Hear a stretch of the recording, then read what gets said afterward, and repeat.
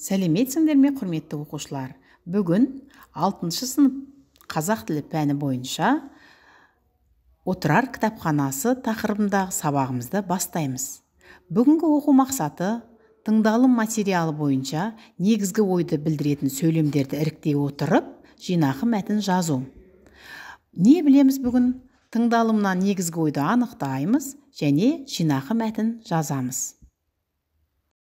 Балалар, бірінші тапсырма, бейнероликтен негізгі ойды анықтаңыздар. Бүгін мен сендерге отырар кітапханасы туралы айтайын деп едім ғой. Бүгінгі әңгімеміз қызық болады. Ал тыңдаңдар, қарақтарым. Қазақ жерінде ежелден дала мәдениеті дамып келе жатқан еді.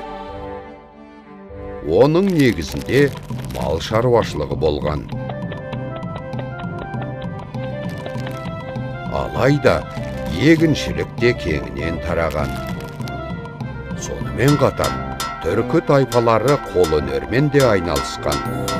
Олардың жазбасы болған, қалалар салып, көшпенді мемлекеттер құрған еді. 10 ғасырдан бастап көне түркі жазбасының орнына араб графикасы келеді. Біртіндеп мұсылман мәдениетінің ықпалы күшейе түседі.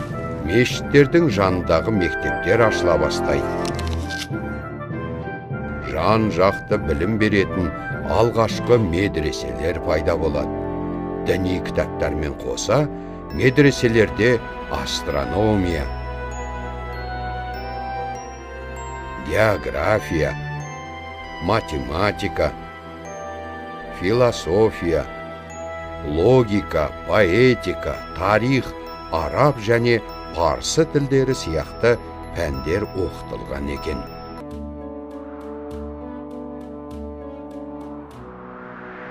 Қазақ жерінде бастапқы білім алып, сауатын ашқан түркілер Орта Азияның мәшһүр шаһарларына айналған Түркістан, Отырар, Тараз, Самарқан сияқты іргелес мәдени орталықтарына барған. Ал одан кейін оқуды аңсағандар алыстағы әлемнің әйгілі ғылым орталықтары болып саналатын Бағдат, Дамаск, Каир қалаларына бағыт алған.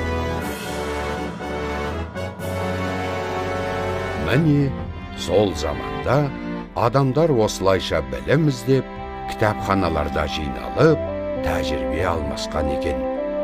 Мысалға, оңтүстік Қазақстан жері дамыған қала мәдениетімен ерекше көзге түскен. Ондағы білімділік деңгейі өте жоғары болған.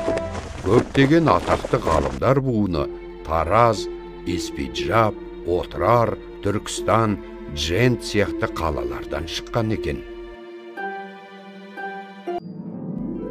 Дәл осы Қазақстанның оңтүстік өңірлері арқылы Ұлы Жібек жолының негізгі жолы өтетін. Ал Жібек жолы ғасырдан ғасырға отырықшы және көшпенді елдердің мәдениеті арасындағы диалогының алаңы болған. Шығыс пен батыстың түрлі ғылым салаларына арналған бағалы қолжазбалары Қазақстанның рухани және білім орталықтарында жиналып сақталған.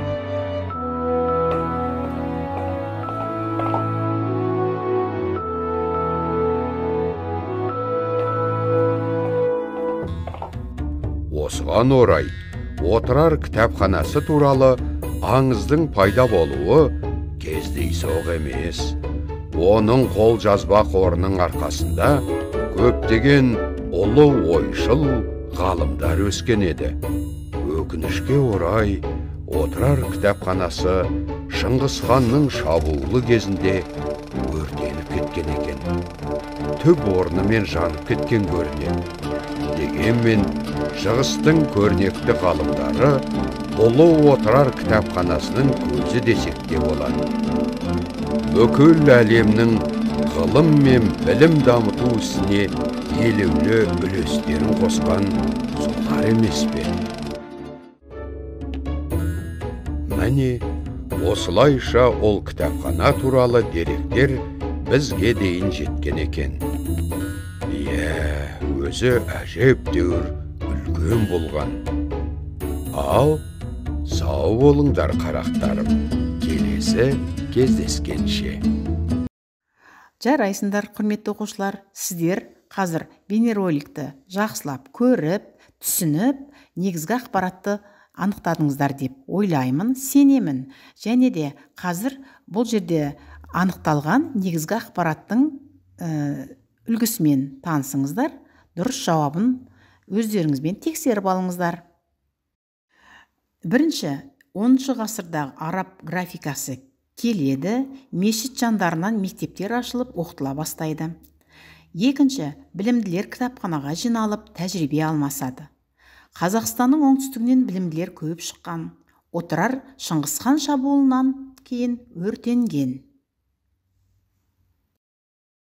Балалар, бүгінгі сабағымыздың екінші тапсырмасы жинақы мәтін жазу. Ол үшін әрине біз жинақы мәтін не? Соны есімізге түсіріп алайық, иә? Жинақы мәтін дегеніміз мәтіннің ықшамдалып берілуі. Ал бұл үшін біз бағанағы тапқан өздерің бірінші тапсырмада орындаған негізгі ақпараттарды қолданып, ықшамдап мәтін құрамыз. Артық өз ойыңды қоспайсың, тек сол бойынша ғана. Ал құрметті оқушылар, сіздер негізгі ақпаратты қолданып, жинақы мәтінді жаздыңыздар деп ойлаймын. Енді осы өздерің сияқты оқушылардың жазған жинақы мәтінімен кішкене салыстырып, тексеріп алыңдар. Жинақы мәтін. 10 ғасырда араб графикасы қалыптасып, оқу білім дами бастаған. Білімділер кітапханаға жиналып, тәжірибе алмасқан. Қазақстанның оңтүстік өңірлерінен көп білімділер шыққан. Алайда Отырар Шыңғысхан шабуылынан өртеніп кеткен. Міне жинақы мәтін. Ал енді құрметті оқушылар, бүгінгі сабағымызды аяқтаймыз. Қош, сау болыңыздар.